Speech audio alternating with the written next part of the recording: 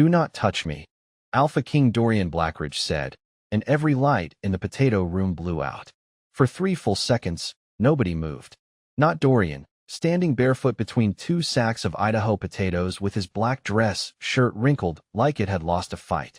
Not Mara Whitcomb, who had one hand on his wrist and the other holding a peeling knife she had just taken away from him. Not Atlas, the royal black wolf, who sat on the king's cloak like the throne had personally offended him. Then one of the kitchen boys whispered, "Was that the mate bond?" Mara closed her eyes. "Eli, stir the oatmeal." "Yes, ma'am." Dorian looked down at her hand on his wrist. His pulse was steady. His wolf was not. The pressure in the room had shifted, deep and warm and dangerous, rolling through the pantry shelves until the onions trembled in their crates. Mara let go first. She had spent 26 years as a low-ranked Omega learning when to lower her eyes, when to keep her mouth shut, and when a powerful man was about to make his embarrassment everyone else's problem. This, apparently, was the 3rd kind of morning. "Your Majesty," she said, calm as a weather report. "You slept in my storage room." Dorian's amber eyes sharpened. "I did not." Mara glanced at the potato sack behind him, where the imprint of his shoulder was still pressed into the burlap. Then the potatoes had a spiritual experience. A spoon dropped somewhere near the stove. Nobody picked it up. The Alpha King of White Pine Crown Pack was not a man people joked with. He led border patrols from the front, made council elders sit straighter just by breathing, and had once ended a 3-pack dispute with one sentence and a look so cold it probably lowered property values. But this morning, he had onion skins in his hair, one missing shoe, and no memory of how he got there. He looked at Atlas. "Move." Atlas yawned. Mara pointed to the bucket at Dorian's feet. "You can leave after breakfast prep." His gaze returned to her, slow and disbelieving. "You are ordering your king to peel potatoes." "No," Mara said. "I'm ordering the man who blocked my pantry door for 6 hours to be useful." Behind her, 12 kitchen workers suddenly became fascinated by bread dough, coffee grounds, and the wall. Dorian reached for the knife with the stiff dignity of a man signing a peace treaty under insulting conditions. The second his fingers brushed Mara's, the bond hit again, softer this time, but unmistakable. A golden thread under the skin. A pull toward him that felt less like romance and more like recognition. Like her wolf knew something her mind was refusing to read. Dorian felt it too. His jaw tightened once. What happened last night? Mara's humor faded. She looked toward the hall, where council guards were already moving too fast for a normal morning. "You drank 1 glass of whiskey at the summit." Atlas growled low. "Then someone put bitterroot in the second." Dorian went still. Mara handed him the first potato. "Peel," she said quietly. "And listen carefully, because in about 5 minutes, your council is going to blame me for saving your life." The potato hit the bucket with a soft thud, and somehow that sound felt louder than the royal wolf growling under the prep table. Dorian Blackridge looked at Mara as if she had just handed him a loaded weapon instead of a vegetable. "Bitterroot," he said quietly. Every kitchen worker stopped pretending not to listen. Mara took the knife from him before he could snap the potato clean in half. "Yes, not enough to kill you. Enough to confuse your wolf, blur your memory, and make you look unstable if the wrong people found you in the wrong hallway." Atlas lifted his head and bared one tooth toward the west corridor. It was not a full threat. It was more like a professional review. Dorian followed the wolf's gaze, and the air in the room tightened. His alpha presence rolled out without him meaning to. The copper pans on the rack gave a small, nervous rattle. Mara set her palm flat on the prep table. "Your Majesty." His eyes came back to hers. "Do not do that in my kitchen." Caleb Rusk burst through the swinging door before Dorian could answer, boots wet with snow, coat unbuttoned, face pale in a way betas were not supposed to be before coffee. "Tell me the rumor is wrong." He saw Dorian in rolled sleeves, Mara holding the knife, Atlas on the cloak, and a bucket with 7 badly peeled potatoes. Caleb closed his eyes. "I hate this pack before breakfast." Mara reached for another potato. "Good morning to you too." Caleb lowered his voice. "Council is calling an emergency review. Elder Grant is saying the Alpha King spent the night with an unbonded kitchen Omega while under impaired judgment." The room went silent in the ugly way rooms go silent when class rank walks in without opening the door. Mara felt it immediately. She was no longer the woman who ran breakfast for 80 border guards. She was the low-ranked Omega who had been too close to the king. The story would not need truth. It would only need people eager to enjoy it. Dorian stood.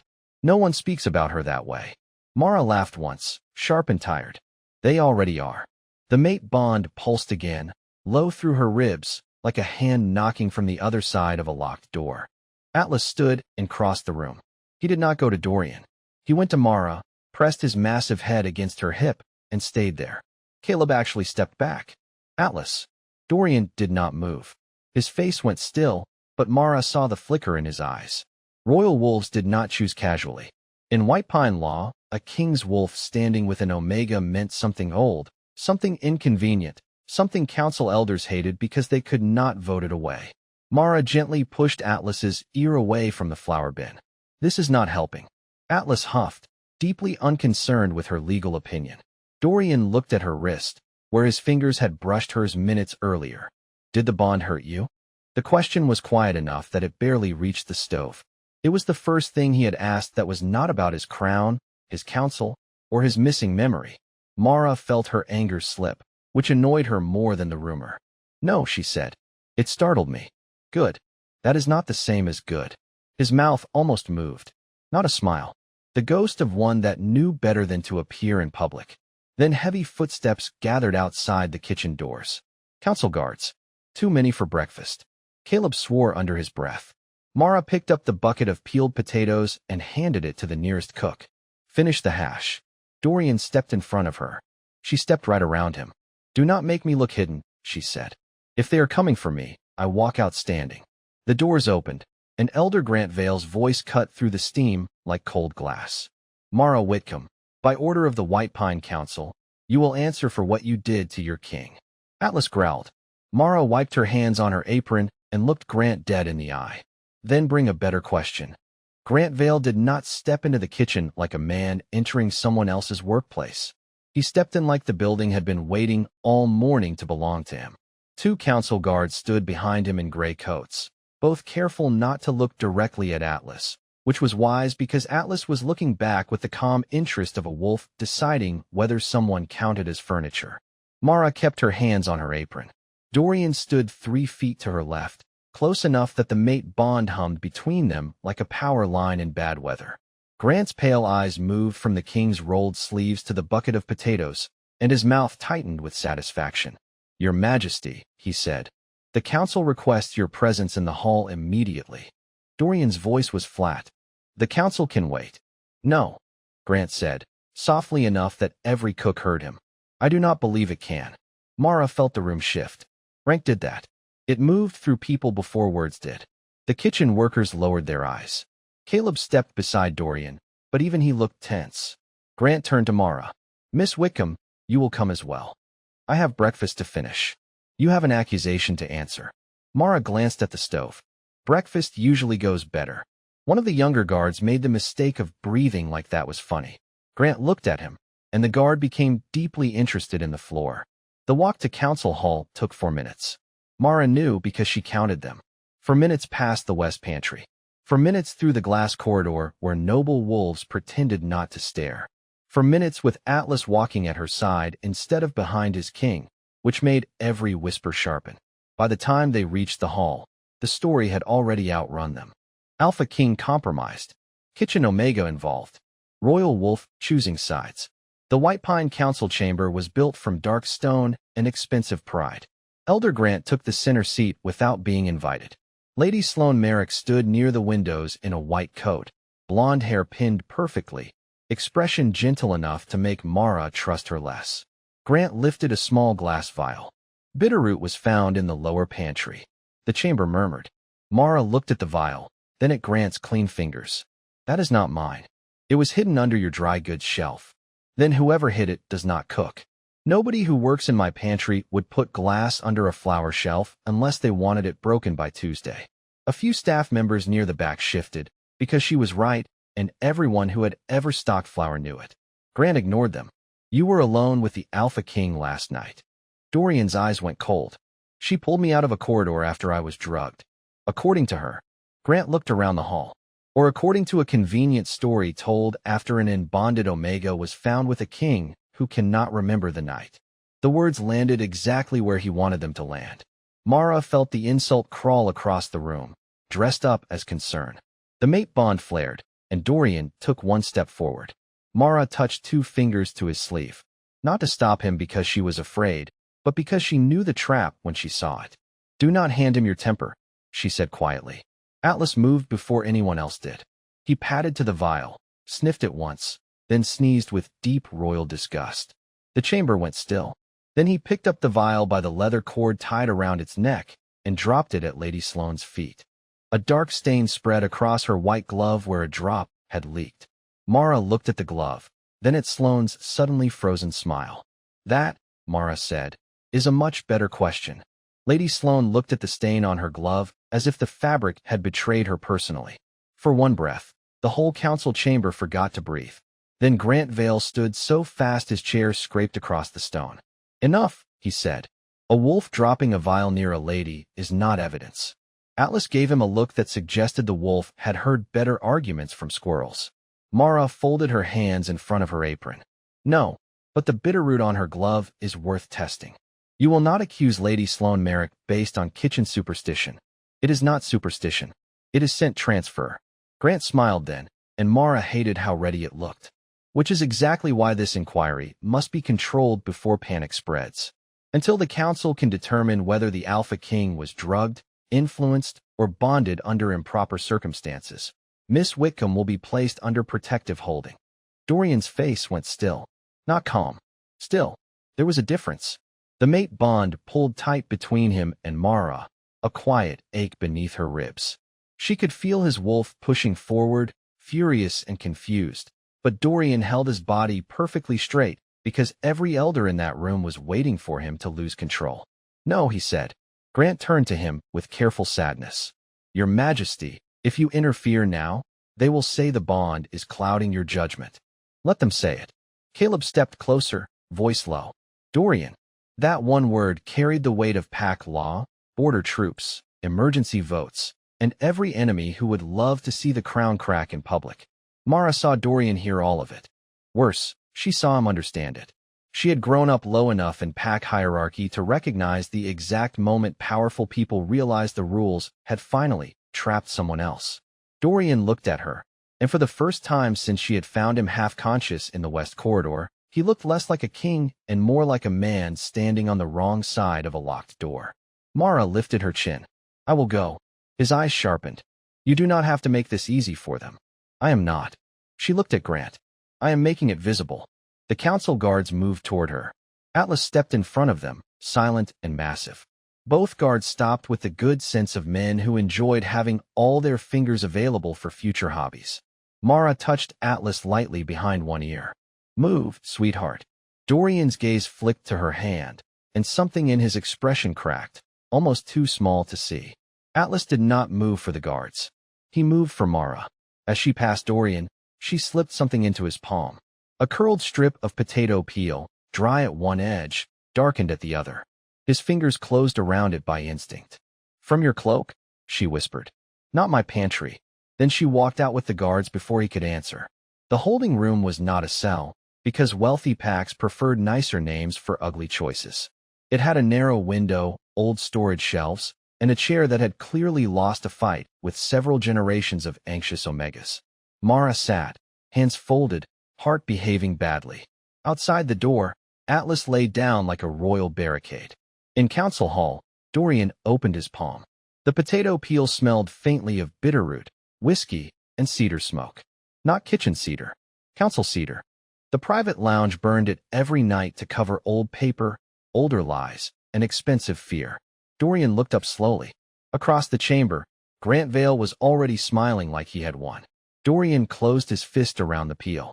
"Caleb," he said softly, "find out who lit the council fire last night."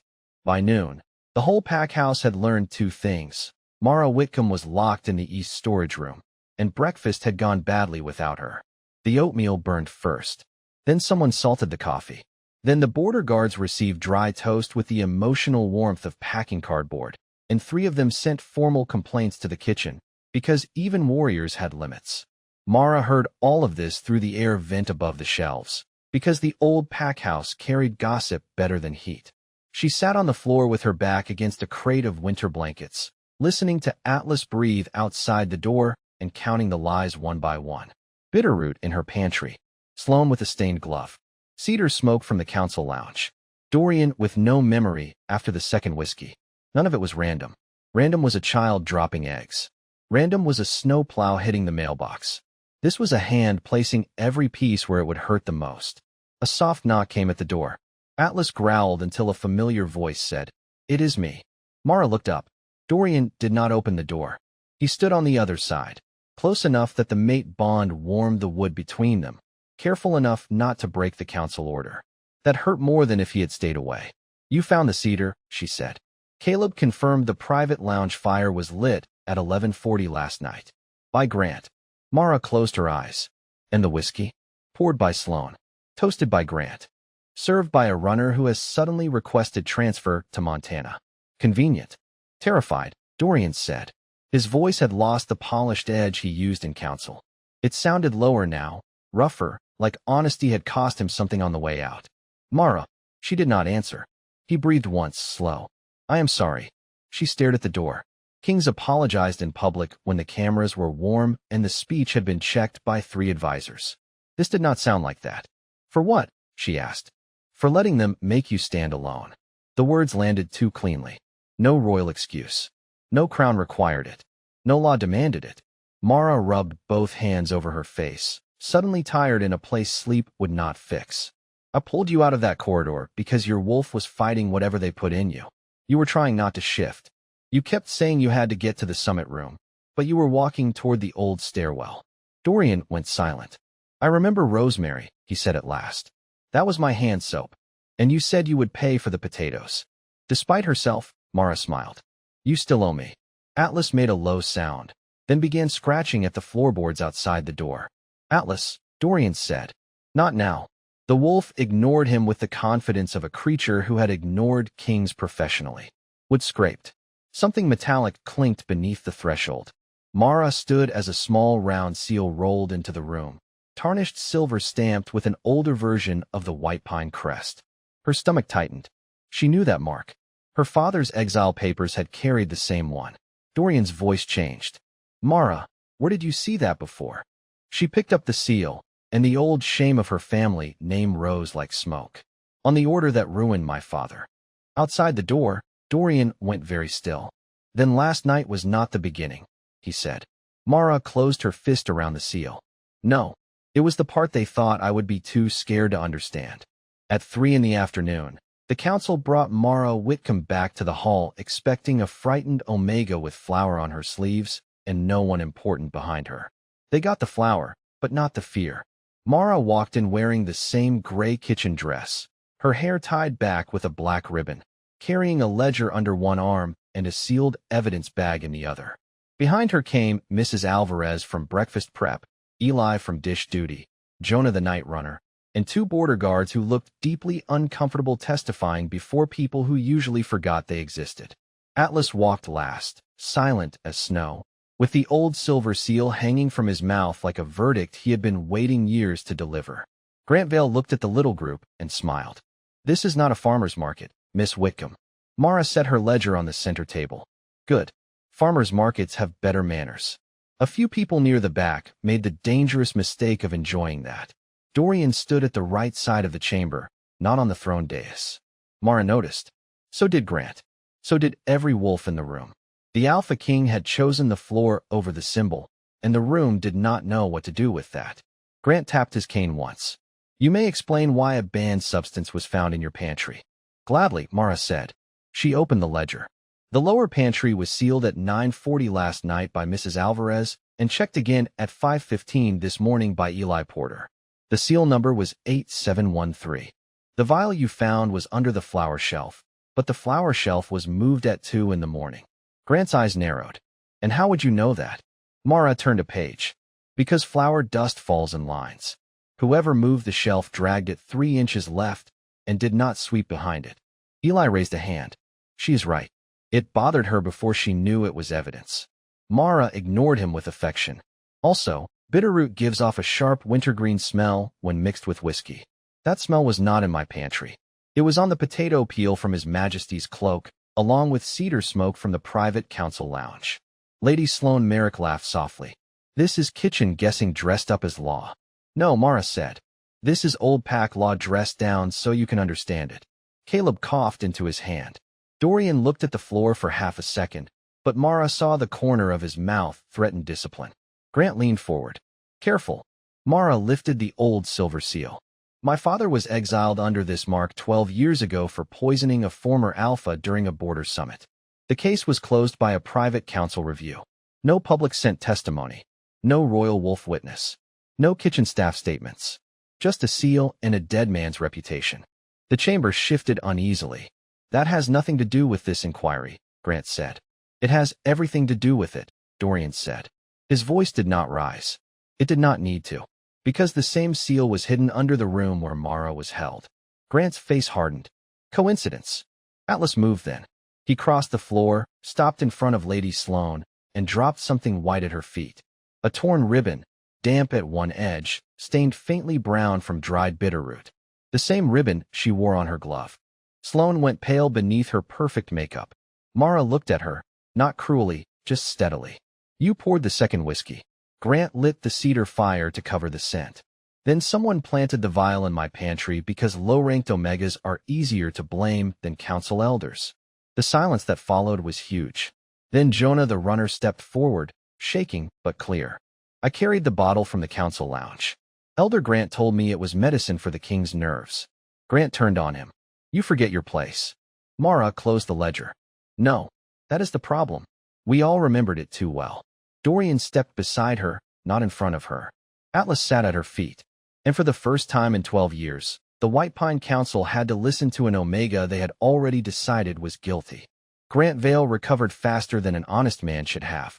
For one moment, he stood exposed in front of the chamber, with Jonah's confession hanging in the air and Lady Sloane staring at the ribbon by her shoes like it might crawl away and save her. Then Grant did what powerful men did when truth became inconvenient. He changed the battlefield. Even if Miss Whitcomb's little presentation has merit, he said, the larger crisis remains. Mara almost laughed. Little presentation. 12 years of buried shame, one drugged king, a planted vial, and a royal wolf carrying evidence across a council floor had apparently been reduced to a kitchen hobby. Dorian's voice cut in, low and dangerous without being loud. Choose your next words carefully. Grant bowed his head with just enough respect to make it insulting. The Northern Alliance was already fragile, Your Majesty.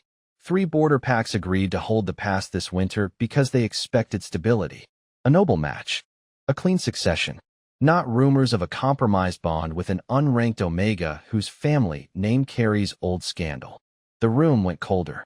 Mara felt the words hit Dorian before they reached her. Not because he believed them, because he knew what they could cost.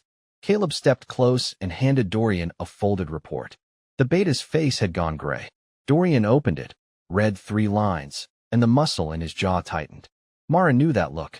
It was not anger. It was math. Bad math. What is it? She asked. Caleb answered before Dorian could protect her from the truth. Iron Creek, North Hollow, and Stonebridge pulled half their patrols from the pass at dawn. Murmurs broke across the chamber. Border guards looked toward one another. Winter in White Pine was not poetic when roads closed and supplies ran thin. A week pass meant raids, hunger, and families sleeping with emergency bags by the door. Grant spread his hands. The Alliance needs reassurance. Lady Sloane's family can still provide it. But not while the king appears bound to a kitchen Omega under suspicious circumstances. Atlas rose with a growl that made several elders remember appointments elsewhere. Mara placed one hand on his head. No, she whispered. Not like this. Dorian looked at her then, and the mate bond pulled so hard it felt like a bruise under her ribs. She saw the answer in his eyes before he spoke. He would burn the room down politically to stand beside her. He would let them call him unstable. He would risk the throne because, for one impossible second, Mara Whitcomb mattered more than the crown. That should have felt romantic. It terrified her. She stepped back. Dorian's expression changed. Mara, she turned to the council. I will leave White Pine territory after the inquiry. The chamber went silent. Dorian went completely still. No, yes. Her voice stayed steady because if it shook, she might not finish. If my presence gives Elder Grant a weapon against the border, I remove the weapon. Grant smiled. Dorian saw it and looked ready to end the man's political career with one breath. Mara faced him before he could speak. Do not mistake this for surrender. I am not clearing their names. I am not forgiving them. I am making sure the people who eat from my kitchen do not pay for council games with empty plates. For the first time, Dorian looked hurt by her strength. That was the worst part. She walked past him with her chin high, because low-ranked Omegas learned early that dignity was sometimes the only coat you owned. Atlas tried to follow. Mara pointed at Dorian.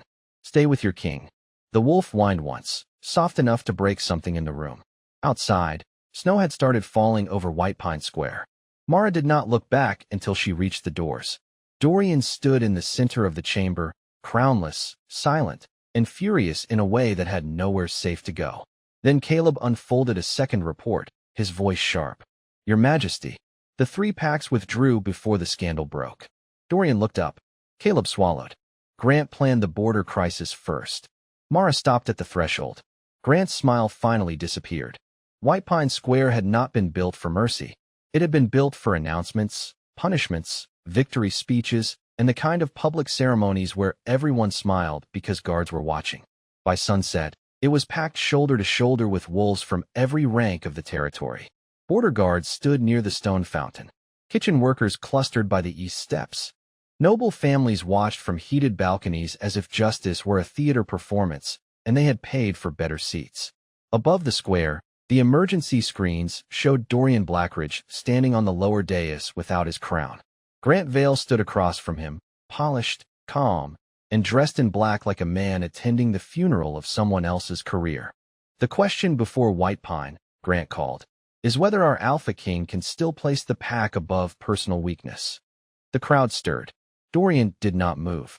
Caleb stood behind him with the border reports in hand, but Grant had already poisoned the air. He spoke of unstable bonds, broken alliances, kitchen rumors, and the danger of letting old wolf laws overrule modern leadership. He never said Mara's name without making it sound like a stain. Then he made his final mistake. A throne cannot kneel to an Omega who peels potatoes for a living. The square went quiet. Not respectful quiet. The other kind. The kind that happens right before ordinary people remember how tired they are of being insulted by someone who cannot boil water. A voice from the back said, She also feeds your patrols, you overdressed broom handle. Mrs. Alvarez stepped through the crowd first, carrying the kitchen ledger wrapped in oilcloth. Eli followed with the pantry seal book. Jonah came next, pale but walking. Behind them came stable hands, runners, laundry staff, 2 mechanics from the snow garage, and half the night kitchen. Mara walked in the middle of them, wearing her thick work coat and boots dusted with road salt. Snow caught in her hair. Her face was tired. Her eyes were not. Atlas pushed through the crowd at her side, carrying Dorian's royal signet in his mouth. Dorian saw her and forgot, for one dangerous second, that anyone else existed. Mara stopped at the foot of the dais. Sorry I am late, she said. The south pantry door sticks when rich men lie too close to it. A ripple moved through the square. Even Caleb looked down like he needed a moment. Grant's face tightened. This proceeding is closed to staff testimony. Mara lifted the ledger. Good thing I brought numbers. She turned to the emergency screens. Caleb stepped forward and connected the evidence feed before Grant could object. One by one, the records appeared above the square. The 3 border packs had filed withdrawal notices at 6:30 in the morning. The first rumor about Dorian and Mara had not left the kitchen until 7:12. Grant had ordered emergency vote papers at 6:45. Lady Sloane's family account had purchased bitterroot through a shell supplier 2 weeks earlier. The Cedar Lounge fire had been lit outside schedule. The pantry seal was broken after Mara was already in holding. The square read the truth in silence. Grant's voice sharpened. Forged. Jonah stepped forward. No, sir. I carried the order myself. Mrs. Alvarez raised her hand, and I watched him cry in the dish room afterward. So unless you forged that too, sit down. A sound went through the crowd, half laugh, half growl. Grant looked toward the noble balconies, but Lady Sloane had already stepped back from the rail, suddenly very interested in surviving quietly. Dorian descended the dais. The crowd parted because Alpha presence still mattered, but this time he did not use it to tower over Mara. He stopped beside her. Beside, not in front. Elder Grant, he said, voice carrying across every screen and stone wall. You drugged your king, framed an omega, abandoned the border, and called it stability. Grant lifted his chin. I protected the crown. Dorian looked at the crowd, then at Mara, then at the wolf sitting at her feet with the signet still in his mouth. No, he said. You protected your chair. Atlas stood, crossed to Mara, and dropped the royal signet into her open palm. The old square seemed to breathe. Dorian did not take it back. He bowed his head once, not as a king surrendering, but as a man finally telling the truth where everyone could hear it. She saved my life, he said. She saved this pack from a lie. And if that embarrasses the crown, then the crown needed embarrassing. The first howl came from the border guards. The second from the kitchen steps. Then White Pine Square answered until the noble balconies shook.